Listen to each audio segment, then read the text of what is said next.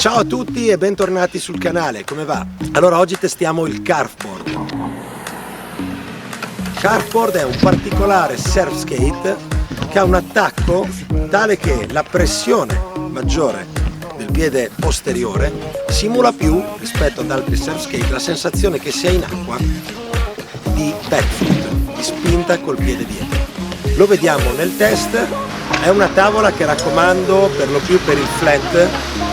Non è perfetta sull'onda di legno, anche se vedrete alcune cose che ho fatto, perché non ha risposta appunto dal track anteriore. In street, in flat è perfetto, bisogna abituarsi a premere molto di più dietro rispetto ad avanti, rispetto ad altri surf skate, e questo in effetti stimola maggiormente la condizione che abbiamo in acqua. Tuttavia non è adatta al cruising e diciamo che la cosa per cui è più adatta è il paddling. Simula molto bene il paddling, ma è meno versatile rispetto a un altro surf skate, quindi più che altro è una tavola adatta proprio a simulare il surf, una struttura piatta o al massimo una struttura leggermente inclinata.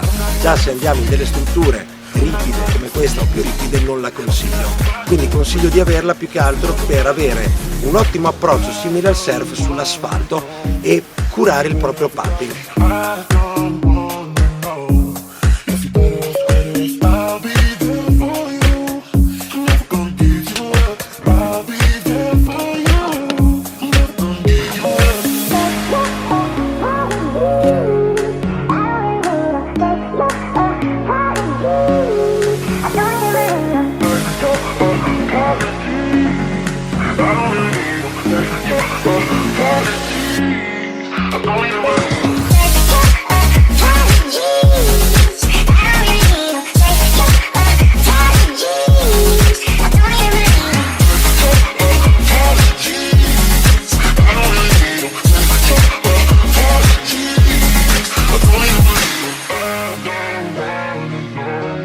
If you better off without me,